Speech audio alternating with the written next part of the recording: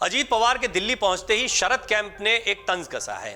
अजीत पवार दिल्ली पहुंचे तो शरद पवार कैंप ने तंज कसते हुए कहा कि जो राजा थे अब सूबेदार बन रहे हैं।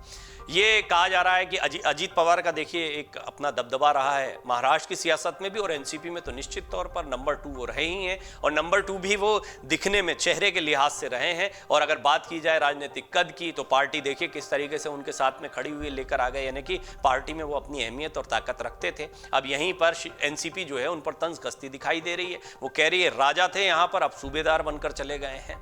महाराष्ट्र में राजनीतिक सरगर्मी लगातार बढ़ रही है, बयानबाजियों का दौर भी चल रहा है। एनसीपी से अलग होकर शिवसेना, शिंदे, बीजेपी गुट ज्वाइन करने वाले अजीत पवार और शरद पवार गुट के बीच तीखी नोकझोंक जारी है। महाराष्ट्र के सियासी घटनाक्रम के बीच अजीत पवार दिल्ली पहुंचे और अमित शाह से मुलाकात की। ऐसे में अजीत पवार के दिल्ली दौरे पर अब शरद पवार कैंप ने तंज कसा है। शरद कैंप के जितेंद्र आवाड ने अजीत पवार पर तंज कसते हुए कहा कि जो राजा थे वो अब दिल्ली दरबार में सूबेदार बन रहे हैं। जितेंद्र आवाड ने आरोप लगाया कि ये लोग शिवाजी महाराज का इतिहास भूल गए हैं। जब शिवाजी महाराज को दिल्ली बुलाया गया था तब मिर्जा राजे जयसिंह ने कहा था कि आपको पूरी इज्जत मिलेगी, आप मेरे साथ चलो। शिवाजी जब दिल्ली दरबार में पहुंचे तब उन्हें 5000 की सेना के सूबेदार के साथ खड़ा किया गया था, तब वो नहीं माने और दरबार छोड़कर बाहर निकल आए थे।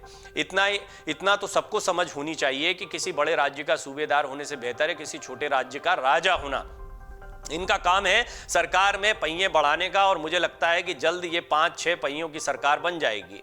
जितेंद्र आवाड ने इससे पहले कहा था कि अगर अजीत गुट को लगता है कि उनको एनसीपी छोड़ने को मजबूर किया तो मैं राजनीति छोड़ दूंगा। राष्ट्रवादी कांग्रेस पार्टी के नेता जितेंद्र आवाड ने बीते दिनों अपने एक बयान में कहा था कि अगर अजीत पवार गुट को लगता है कि महाराष्ट्र इकाई के प्रमुख जयंत पाटिल समेत शरद पवार के आसपास के समूह ने उन्हें एनसीपी छोड़ने के लिए मजबूर किया है तो वो राजनीति छोड़ देंगे। मीडिया से बात करते हुए उन्होंने कहा था कि अगर उन्हें लगता है कि हम में से कुछ लोग शरद पवार के आसपास मंडरा रहे हैं और इसलिए उन्हें एनसीपी छोड़ना पड़ी तो मैं अभी एनसीपी से इस्तीफा देने को तैयार हूं, राजनीति छोड़ने के लिए तैयार हूं, और मैं ये भी सुनिश्चित करूंगा कि जयंत पाटिल भी ऐसा ही करें। उन्होंने जोर देकर कहा कि अगर उन्हें लगता है कि उन्होंने हमारे कारण एनसीपी छोड़ी है तो हमारे पार्टी में बने रहने का क्या फायदा। अगर उन्हें लगता है कि पार्टी के विकास के लिए उनका होना जरूरी है तो आइए हम चले जाएंगे, यानी वो दोबारा उनको निमंत्रण दे रहे हैं। आप याद रखिए कि शरद पवार से मुलाकात के बाद जितेंद्र आवाड का एक बयान चर्चा में आया था। उन्होंने कहा था कि मैं ईश्वर से प्रार्थना करता हूं कि ये दोनों एक बार फिर साथ में आ जाएं। अपने राजनीतिक करियर के दौरान पार्टी और शरद पवार से मिली मदद पर विचार करना चाहिए अजीत पवार को, यह बात भी जितेंद्र आवाड ने कही है। इससे पहले भी जितेंद्र आवाड ने अजीत पवार गुट पर कड़ा हमला किया था और कहा था कि आपको शरद पवार ने सब कुछ दिया, मंत्री पद, सारी शक्तियां दी, आपको चुनाव प्रचार के लिए शरद पवार की जरूरत है, आपको हर चीज के लिए शरद पवार की जरूरत है। अब अचानक वो कहते हैं हमें शरद पवार नहीं चाहिए। अब इस बात को समझते हैं, जितेंद्र आवाड जो कुछ कह रहे हैं वो शरद पवार गुट के नेता के नाते कह रहे हैं, लेकिन क्या अजीत पवार सचमुच में राजा से सूबेदार हो गए हैं? ये एक बहुत महत्वपूर्ण प्रश्न है। इस पर मैं कोई टिप्पणी करूं से बेहतर है कि आप इस पर जरूर टिप्पणी करें और मुझे बताएं कि क्या आपको लगता है कि अजीत पवार की शक्ति सरकार में आकर कम हो गई है। अजीत पवार की स्थिति समझने जैसी है। अजीत पवार जब पार्टी में थे तो भी पार्टी में वो एक किनारे दिखाई पड़ रहे थे। यहां पर शरद पवार जो है उनकी ताकत देखने को मिली जब इस्तीफा दिया, इस्तीफा वापस लिया, उसके बाद में प्रफुल्ल पटेल, सुप्रिया सुले को कार्यकारी अध्यक्ष बना दिया। उन्होंने पूरे समीकरण अपने हिसाब से बैठाए। अजीत पवार चाहते नहीं थे या अजीत पवार को कुछ मिला नहीं, कहना बड़ा मुश्किल है, लेकिन स्थिति तो यही रही कि वो नेता प्रतिपक्ष बने रहे, और जो नेता प्रतिपक्ष थे वो नेता प्रतिपक्ष से सीधे डिप्टी सीएम बन गए, सरकार का हिस्सा बन गए। ये भी एक अजीबोगरीब घटनाक्रम देखने को मिला। इसमें सत्ता में शामिल होने के साथ साथ में एनसीपी पर अपनी पकड़ को मजबूत करना भी अजीत पवार की एक मंशा दिखाई पड़ती है। उन्होंने ये कहा था कि घेर रखा है कुछ लोगों ने शरद पवार को, इनमें जितेंद्र आवाड, जयंत पाटिल जैसे लोग हैं। अब ये ही वो खेमा है, सुप्रिया सुले, जितेंद्र आवाड, जयंत पाटिल, मैंने पहले भी बताया ये कुछ इक्का दुक्का नेता हैं जो उनके इर्द गिर्द दिखाई देते। प्रफुल्ल पटेल, छगन भुजबल और हसन मुशर्रफ और कई अन्य लोग जो हैं वो अजीत पवार गुट में दिखाई देते हैं। ये भी बड़े नेता माने जाते थे, कईयों ने अभी तक अपने पत्ते नहीं खोले हैं। लेकिन एक बात तो तय है कि जितेंद्र आवाड जो है वो बार बार इस बात का इशारा कर रहे हैं कि अजीत पवार और उनके पूरे गुट को अब भी एनसीपी के लिए वोट मांगने के लिए शरद पवार का चेहरा चाहिए, और ऐसे में उन्हें यहां पर आना चाहिए। वो यहां तक कह रहे हैं कि अगर आपको लगता है कि हमने कब्जा रखा है या हमने घेर रखा है शरद पवार को तो मैं राजनीति छोड़ दूंगा, आप आ जाइए दोबारा से। कुल मिलाकर ये महाराष्ट्र का राजनीतिक घटनाक्रम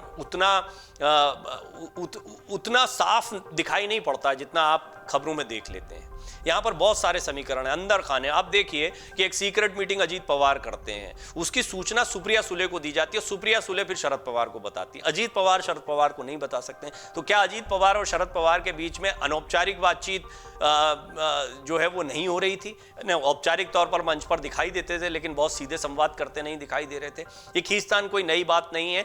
अजीत पवार हमेशा से पार्टी में अपने महत्वपूर्ण पद को लेकर इंतजार कर रहे थे, वो उनको मिल नहीं पा रहा था। एक मौका आया, वो मौका हाथ से निकल गया। इस मौके के हाथ से निकलते ही उन्होंने फटाफट अपना डिसीजन ले लिया और कह दिया हम तो पहले से चाहते थे।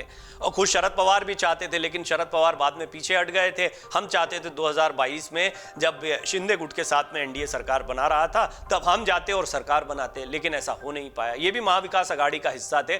शरद पवार ने उस वक्त मना कर दिया था। शरद पवार अब भी इसके खिलाफ दिखाई दे रहे हैं। कुल मिलाकर जितेंद्र आव्हाड का ये जो बयान है कि राजा अब दिल्ली दरबार में सूबेदार हो गए हैं, और शिवाजी महाराज का एग्जाम्पल देकर, उदाहरण देकर बता रहे हैं कि किस तरीके से उन्होंने अपनी गरिमा, अपनी अस्मिता के साथ समझौता नहीं किया था, और वो भले ही एक छोटे राज्य के राजा थे, लेकिन राजा बनकर ही वो रहे, बजाय सूबेदार बनकर दिल्ली दरबार में खड़े होने के। ये बात वो कह रहे हैं तब जब अजीत पवार दिल्ली पहुंचे, वहां गृह मंत्री से मुलाकात हुई है, तो वो कह रहे हैं कि दिल्ली दरबार के सूबेदार हो गए जो कभी राजा हुआ करते थे। आपको क्या लगता है, अजीत पवार की ताकत बढ़ी है, कम हुई है? आप मुझे जरूर बताइए। अमर उजाला अब आपके टीवी पर भी। अपने स्मार्ट टीवी पर यूट्यूब पर सर्च करें अमर उजाला, चैनल सब्सक्राइब करें और देखें ताजा खबरें, वो भी HD क्वालिटी में। और हाँ, बेल आइकन दबाना ना भूलें ताकि हर खबर हो आपके घर।